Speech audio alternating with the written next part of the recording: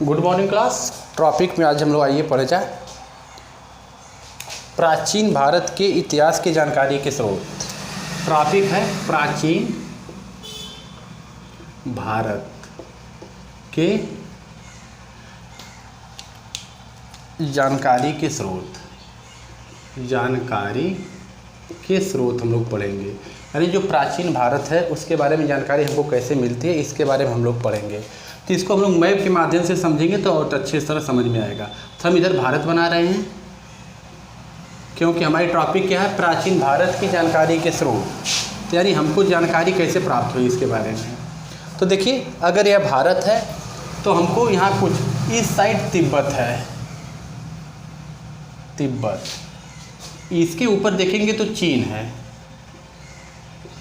ये एशिया महाद्वीप का देश है। इस साइड जाएंगे तो पाकिस्तान, अफगानिस्तान, ईरान, फारस की खाड़ी है, इधर अरब प्रायद्वीप है। तो एक यहाँ हम लोगों को आवश्यकता पड़ेगी। और यूरोपीय महाद्वीप में जब हम लोग घुस रहे हैं, यूरोप महाद्वीप में, तो एक आएगा बाल्कन प्रायद्वीप वाला हिस्सा। एक की साइड देखेंगे तो इटली है, इटली या रोम इसको कह लीजिए, ठीक है।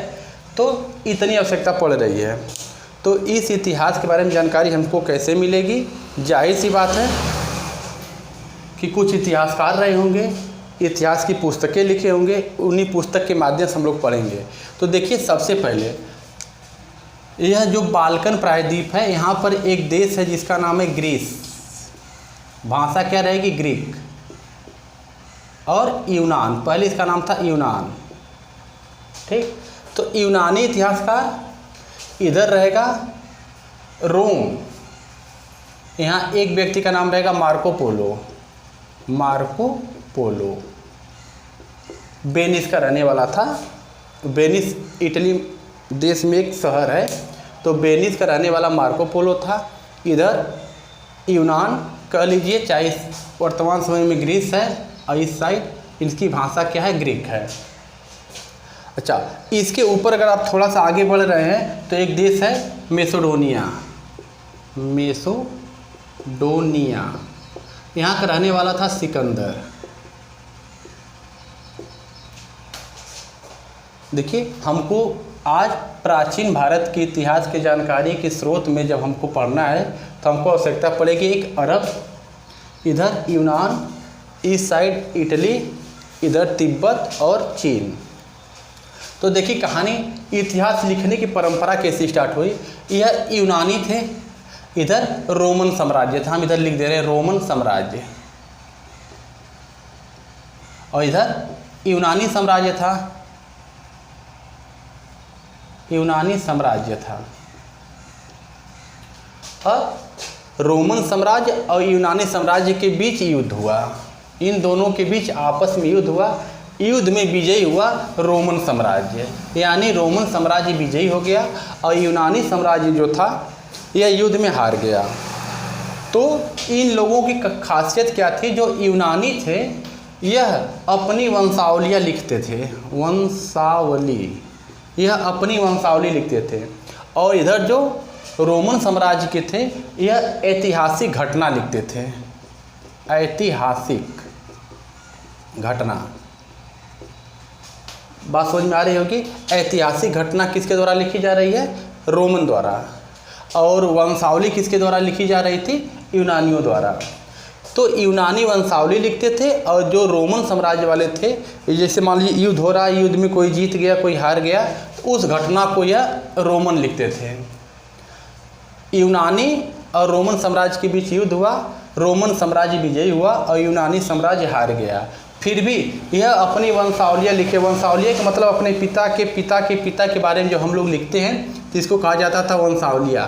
तो ये लोग लिखते थे कि ये लोग युद्ध कैसे हारे, क्या हुआ, क्या कमियाँ थीं, यह लोग सिर्फ घटनाओं को लिख देते थे। तो जाहिर सी बात है, रोमन साम्राज्य की अपेक्षा जो यह यूनानी साम्राज्य वाले हैं यह अच्छा इतिहासकार निकले। जब यह अच्छा इतिहासकार निकले तो यहाँ से इतिहासकार की कहानी स्टार्ट हो गई। इसमें एक व्यक्ति था जिसका नाम था मार्को पोलो। यह वेनिस का रहने वाला था। वेनिस कहाँ का शहर है? इटली का। तो जो मार्को पोलो था यह चीन की खोज किया है। मार्को पोलो चीन की खोज कौन किया है? Marco Polo. अब मार्को पोलो में इससे परीक्षा संबंधित कुछ प्रश्न पूछे जाते हैं, उसको आप देख लीजिए। मार्को पोलो जो इससे संबंधित प्रश्न पूछा गया है, मध्यकालीन यात्रियों का राजकुमार इसे कहा गया है। मध्यकालीन यात्रियों का राजकुमार। स्क्रीन दिखाई दे रही होगी? हाँ ठीक है। मार्को पोलो द्वारा किसकी खोज की गई है? चीन की। मार्को पोलो को मध्यकालीन यात्रियों का राजकुमार कहा गया है। इसकी एक पुस्तक का नाम याद रखना है। पुस्तक जो है मार्को पोलो की पुस्तक का नाम है the book of sir. The book of sir Marco Polo. Marco Polo. Marco Polo यह मार्को पोलो द्वारा लिखी गई पुस्तक का नाम है। तो मार्को पोलो कहाँ का निवासी था? तो वेनिस का। किसकी खोज किया था? चीन का। इसको क्या कहा गया? मध्यकालीन यात्रियों का राजकुमार कहा गया है। इसकी पुस्तक का नाम क्या है? The book of the sir Marco Polo. ये तो मार्को पोलो से संबंधित हो गई। इसको हम मिटा दे रहे हैं इधर। मार्को पोलो की इधर कहानी आप समझ लिए। ये कहाँ? रोम साम्राज्य से संबंधित है। अब इधर देखिए, जो यूनानी है इसमें वंशावलियाँ लिखने की परंपरा थी। इनकी अपेक्षा यह श्रेष्ठ इतिहास लिखते थे। तो इसमें था एक व्यक्ति था जिसका नाम था हेक्टेशियस। हेक्टेशियस। एक था हेरोडोटस।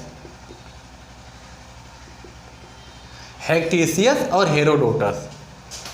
पहला इतिहास लिखने वाला व्यक्ति था हेक्टेशियस। लेकिन इसमें कमी क्या थी? क्रमबद्ध नहीं था। क्रमबद्ध नहीं, यह क्रमबद्ध नहीं लिखा था। और जो हेरोडोटस था वह क्रमबद्ध लिख दिया। क्रमबद्ध। अगर कोई भी घटना क्रमबद्ध लिखी जाएगी, जाहिर सी बात वो समझ में आएगी। और जो क्रमबद्ध नहीं लिखी जाएगी, आगे पीछे घटना लिखेंगे तो समझ में नहीं आएगी। तो यह समझ में नहीं आया। और इनकी द्वारा लिखी गई जो पुस्तक थी वह समझ में आ गई, क्योंकि यह क्रमबद्ध तरीके से लिखे। जब एक क्रमबद्ध तरीके से लिखे तो इनको इतिहास का पिता कह दिया गया। अब इनको इतिहास का पिता कहा गया। हेक्टेशियस थे, इनसे पहले ये पुस्तक लिखे थे लेकिन क्रमबद्ध नहीं था, इसलिए इनको अमान्य कर दिया गया। लेकिन इतिहासकार तो हैं हेक्टेशियस और हेरोडोटस। इनके द्वारा लिखी गई एक पुस्तक है हेक्टेशियस के द्वारा। इसको थोड़ा सा आप देख लीजिए। पुस्तक का नाम है अस्थाई वंशजों की तालिका। अस्थाई वंशजों की तालिका। अस्थाई वंशजों की तालिका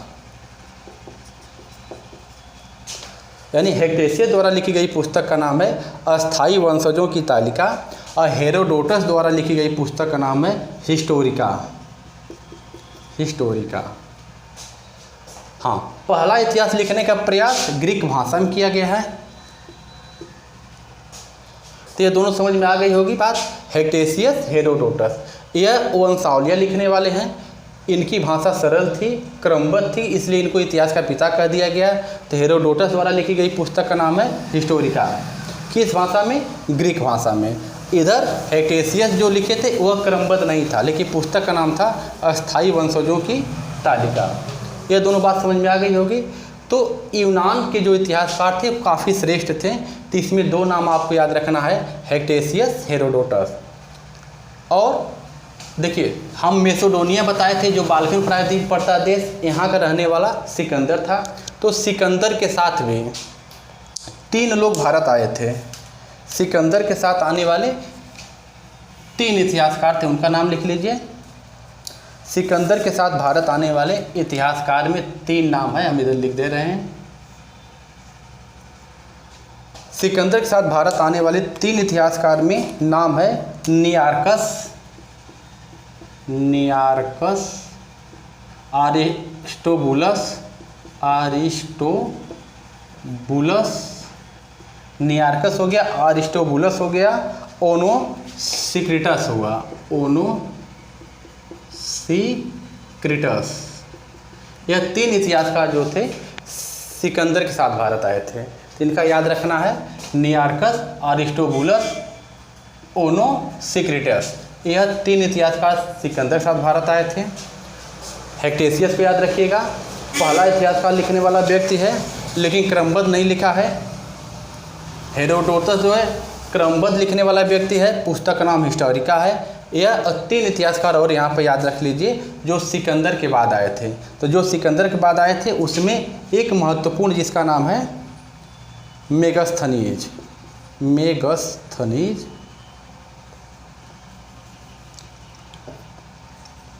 मेगस्थनीज मेगस्थनीज था। एक व्यक्ति था जिसका नाम था डायोनेसियस और एक व्यक्ति और था जिसका नाम था डायमेकस। नीचे की स्क्रीन दिखाई दे रही है, ठीक है, डायमेकस। तो देखिए इसमें बस हमको यही पढ़ना है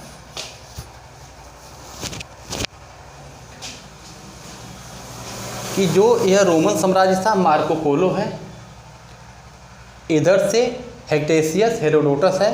हेक्टेशियस की पुस्तक का नाम है अस्थायी वंशजों की तालिका। यह क्रमबद्ध तरीके से नहीं लिखा है, लेकिन श्रेय क्या, इतिहास लिखने वाला पहला व्यक्ति है। यह इतिहास लिखे हैं लेकिन क्रमबद्ध तरीके से लिखी, इनके द्वारा लिखी गई बात सबको समझ में आई, इसलिए इनको इतिहास का पिता कर दिया गया। इनके इतिहास की पुस्तक का नाम है हिस्टोरिका, ग्रीक भाषा में लिखी गई है। इन 2 इतिहासकार के बाद सिकंदर भी मैसेडोनिया का रहने वाला था। इसके साथ 3 इतिहासकार भारत आए थे। एक का नाम था नियार्कस, दूसरे का नाम था अरिस्टोबुलस, तीसरे का नाम था ओनोसिक्रिटस। तो यह 3 इतिहासकार इधर से हो गए। अच्छा, सिकंदर के बाद भी 3 इतिहासकार आए थे। एक का नाम था मेगस्थनीज, एक का नाम था डायोनेसियस, एक का नाम था डायमेकस। तो इसमें महत्वपूर्ण था मेगस्थनीज। मेगस्थनीज की कुछ कहानी आप देख लीजिए। मेगस्थनीज जो था चंद्रगुप्त मौर्य के, हम इधर लिख दे रहे हैं, इधर की स्क्रीन मिटा दे रहे हैं।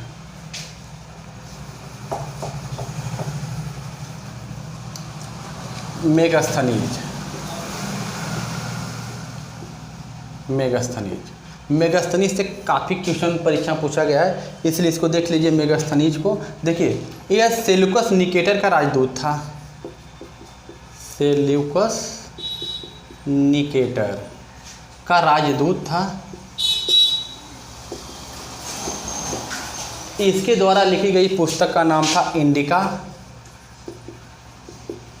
इंडिका आज मौजूद नहीं है, लेकिन इसकी नकल कुछ इतिहासकारों द्वारा कर लिया गया था, इसलिए इसके बारे में हमको जानकारी मिलती है।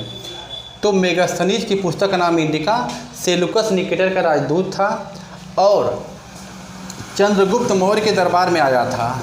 चंद्रगुप्त मौर्य के दरबार में आया था। चंद्रगुप्त मौर्य के दरबार में आया था। इसकी कहानी एक और रहेगी कि 153 राजाओं का शासन देखा था। तो हमको लग रहा है कि जो रोमन साम्राज्य था मार्को पोलो, इधर जो यूनान साम्राज्य था हेक्टेशियस, हेरोडोटस, नियार्कस, अरिस्टोबुलस, ओनोसिक्रिटस, और इधर था आपका मेगस्थनीज। इतने इतिहासकार हो गए होंगे याद। एक अरब है, अरब देश से आने वाला एक व्यक्ति था इतिहासकार, जिसका नाम था आपका अबू रेहान,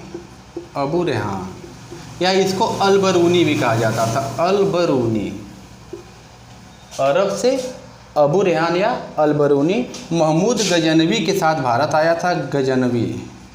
यह महमूद गजनवी के साथ भारत आया था और इसके द्वारा लिखी गई पुस्तक का नाम है तहकीक-ए-हिंद। इसके द्वारा लिखी गई पुस्तक का नाम है तहकीक-ए-हिंद। यह पुस्तक लिखा है, या इसको आप कह सकते हैं भारत की खोज, तहकीक-ए-हिंद, या इसको भारत की खोज भी आप कह सकते हैं। तो अरब का हो गया। हमको देखिए, हम लोग रोमन साम्राज्य का मार्को पोलो, यूनान साम्राज्य के इतिहासकार, इधर अरब के देख लिए। एक इतिहासकार तिब्बत से रहेगा जिसका नाम है तारानाथ की 2 पुस्तक हैं। एक पुस्तक का नाम है कंगयूर और दूसरी पुस्तक का नाम है तंगयूर। यानी भारत की इतिहास, यानी भारत के विषय में जानकारी के लिए हमको यूनानी इतिहासकार की पुस्तक क्या था, कौन कौन आया था, हम लोग ये पढ़ लिए। अरब से आने वाले व्यक्ति कौन था, इसको हम लोग पढ़ लिए। तिब्बत से एक व्यक्ति था इतिहासकार जिसका नाम था तारानाथ, उसके द्वारा लिखी गई पुस्तक का नाम था कंगयूर और तंगयूर। यह दोनों पुस्तक में भारत की जानकारी मिलती है। तो तिब्बत हो गया। इधर हम चीन से देख रहे हैं, चीन से 4 इतिहासकार हमको याद रखना है। एक का नाम है फाहयान, एक का नाम है वेनसांग, एक का नाम है इत्सिंग और एक व्यक्ति का नाम है सुंगयुन। यह 4 इतिहासकार जो हैं या यात्री को कह लीजिए, यह आए हैं चीन से। तो अब इनसे परीक्षा में पूछा गया क्वेश्चन है कि फाहयान किसके समय भारत आया था या वेनसांग किसके समय भारत आया था, इससे क्वेश्चन उठाया गया है। तो देखिए जो फाहयान है यह चंद्रगुप्त द्वितीय यानी इसको विक्रमादित्य भी कह लीजिए, विक्रमादित्य। फाहयान जो था चंद्रगुप्त द्वितीय या विक्रमादित्य के समय भारत आया था। वेनसांग है तो से हर्षवर्धन के समय आया था। इत्सिंग यह आया था भारत में, तो यह नालंदा तथा विक्रमशिला विश्वविद्यालय के बारे में कुछ जानकारी लिखा था। और सुंगयुंग जो था यह आया था भारत में, तो बौद्ध